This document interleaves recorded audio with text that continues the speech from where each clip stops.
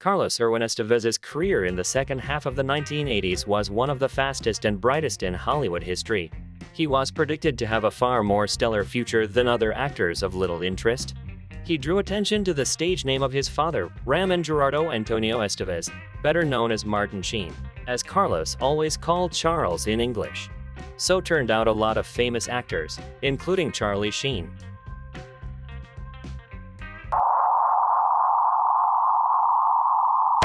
Thanks to acquaintances, Charlie got his first significant role pretty quickly.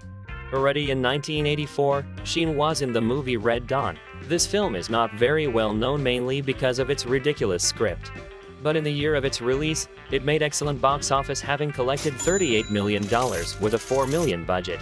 And this is only in US cinemas. Viewers greeted the picture of schoolchildren fighting back against communists enthusiastically, and Charlie Sheen, who played one of the leading roles, also noticed. At that time, Charlie was not yet a brawler and drunkard, and therefore only positively spoke about it to all the actors on the set. The only thing that Sheen all managed to get was a question about his acting. After every scene he filmed, Charlie bugged one of the actors to evaluate his abilities. Although Charlie's career took off after Red Dawn, he often agreed to star in the movie extra, sometimes out of friendship, sometimes just because he wanted to. The breakthrough for the actor was in 1986. That year, the actor starred in 6 films. One of them was The Wraith, once called Turbo Interceptor. Although Charlie Sheen sort of starred in the movie, he only spent 2 weeks on the set. The actor had a short break between films and assurances that his services would only be needed for 2 weeks. He agreed to star. The film is also known for the fact that one of the roles tried to get Johnny Depp. But in those years, the actor was known only for a small role in the movie A Nightmare on Elm Street, and the creators of his candidacy were rejected. The part, which he hoped, was given Charlie, but he still spent a month on the set of The Wraith. Then he met with the actress Sherilyn Fenn, who played the leading female role in the film. Since no one really wanted him in those years, he just had fun as part of the film crew. At the box office, the low-budget film went very modestly. How did it do on video? One can only guess. Mediocrity at the box office was another Charlie in '86 Lucas. This film is known as the debut of actress Winona Ryder and the lawsuits that have already taken place these days. Not long ago, Corey Feldman accused Charlie Sheen of raping Corey Haim on the film set. This story is notable because Haim died of a drug overdose in 2010, and the allegations against Sheen poured in a few years afterward.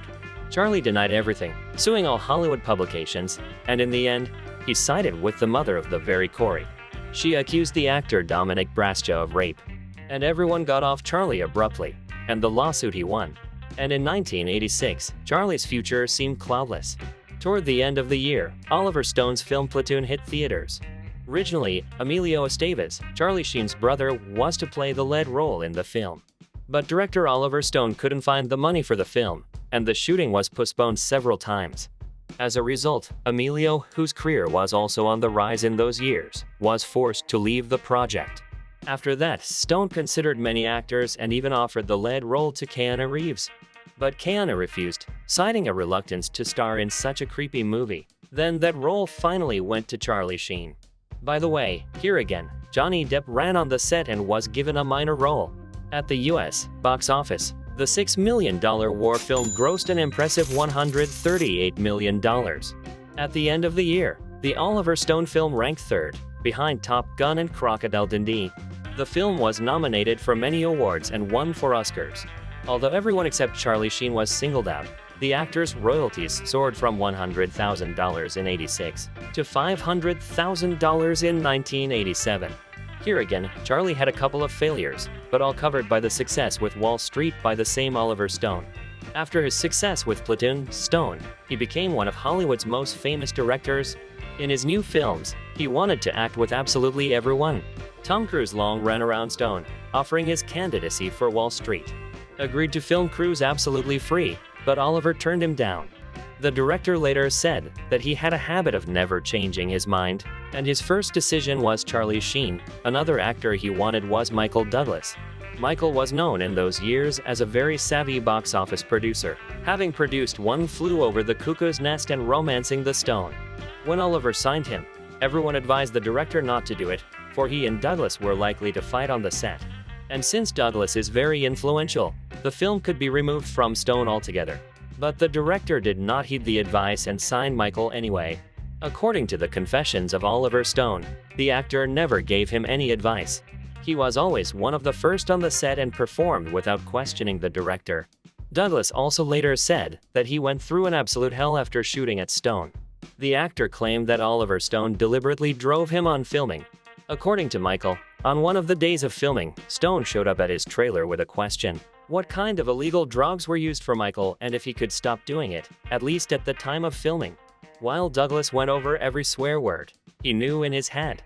The director said that he became suspicious of the actor taking drugs because he looked like he was playing in a movie for the first time. If Michael was worried about the director, Stone had to hold the defense at once because of the two actresses. From the first day of filming, Sean Young demanded to give her the role, which was given to Daryl Hannah. The director refused the actress several times, after which she began to cause scandals on the set and showed up for filming late unprepared. Initially, the wife of Gordon Giggs, who just played Sean Young, had a lot more time in the movie but annoyed with the behavior.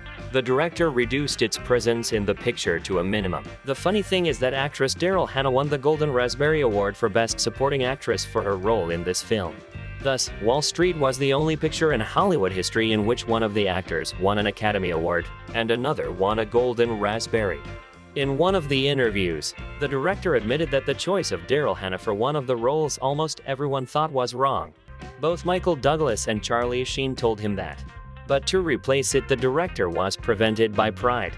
The director gave Charlie to choose two actors who could play his father in the movie. These actors were Jack Lemmon and Martin Sheen.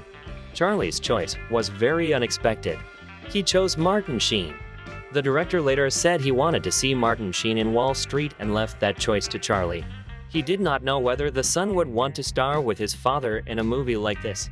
The director especially knew that the son and father often quarrel and fight. At the box office, the film was not a huge hit but collected a pretty good $45 million on a budget of $15 million. Plus, almost immediately, the picture gained cult status. And the same Douglas career went into space. Charlie Sheen got the same increase in royalties. For Major League, he has already received $1 million. He would likely have taken the same amount from Young Guns. Both films were excellent at the box office and had sequels in the future. Somewhere around here, after several successes in a row, things didn't go well for Charlie. Most often, the actor accused him of drinking and drug addiction in all the troubles. The actor was increasingly in the news, not for his successful films, but because of the fights. He now and then found himself in the middle of scandals of the actresses whom he dates so noisy. There was his breakup with Kelly Preston. It was alleged that a drunk Charlie Sheen shot John Travolta's future wife with his gun. The actor was often put on trial for such cases, where he was given community service or sent to medical treatment. In the early 90s, Charlie's road upstairs slowed down a lot, and for one big success with Hot Shots, there were several box office failures. Even the new work directed by Clint Eastwood, in which Charlie played one of the two lead roles, performed very mediocre at the box office. An even more severe blow to the actor's career struck The Three Musketeers. As expected, it was the beginning of a series of films. At the box office, it performed poorly, and the studio quickly scrapped all plans for a sequel. And then came the first really big failure of Charlie Sheen. It was the picture Terminal Velocity. The actor received a record fee of $6 million for his role in this film. Charlie got the part after it was rejected by Tom Cruise, Bruce Willis, Michael Douglas, and many other Hollywood actors. Although the film flopped, receiving glowing reviews from audiences and critics. Sheen stresses in all interviews that Terminal Velocity is one of the best films he has starred in his career. The action film cost an impressive $50 million in 1994 and grossed $16 million at the box office. This film also ended the career of the actress Nastassja Kinski, who was making good progress. In the early 90s, however, Charlie Sheen was a little luckier because he was signed with Disney for 5 films. So after Terminal Velocity, he was immediately transferred to the shooting of Shadow Conspiracy. This time, the studio limited the budget to $45 million. The failure of this film was one of the loudest in 1996 at the box office. Picture has mastered only $3 million. Directed by George Cosmatos, after such a huge failure, the film left the cinema forever. From this failure, Charlie Sheen's career has not recovered. The remainder of the contract with the studio film, which became under pressure, was shot with a paltry budget and released immediately on video. Sheen saw his career rushing into the abyss and sought opportunities to star in good films. For example, he could have played one of the leading roles in The Shawshank Redemption.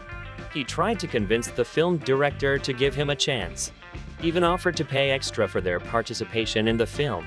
The actor could save the comedy action movie Money Talks, which came out in 1997. But the tape directed by Brett Ratner in cinemas was mediocre. The careers of Chris Tucker and Brett Ratner were saved the following year by the incredible success of Rush Hour. But Charlie, after that failure, began to go out mainly on video, where most likely he would have been lost for good if, in 2003, he was not picked up in the TV series Two and a Half Men, which became a big hit on TV. It's true, Charlie's problem with various drugs eventually came to the surface here, and despite the excellent rating, actor was kicked out of the series in 2011. It is alleged that the constant delay to the set and drinking was tolerated for many years, but when he insulted the TV channel and the producer, the studio could not stand it. Many believe there was money involved. Sheen demanded $3 million per episode from the network when he was getting $2 million. If they refused to pay him, the actor threatened to quit. Maybe if he had not demanded so much money, someone would have tolerated his insult. For a while, on the wave of popularity of the series Two and a Half Men, Charlie still found work and even got $10 million for the sitcom Anger Management. But the project did not become popular and was quickly closed, after which Sheen finally disappeared. Now the actor has a bunch of health problems. Not long ago, Sheen admitted to being infected with HIV. Plus, his constant litigation with various tabloids has not subsided. But at least in his 56 years in public, he does not seem particularly sad. Although the actor hardly ever appears on the screen anymore.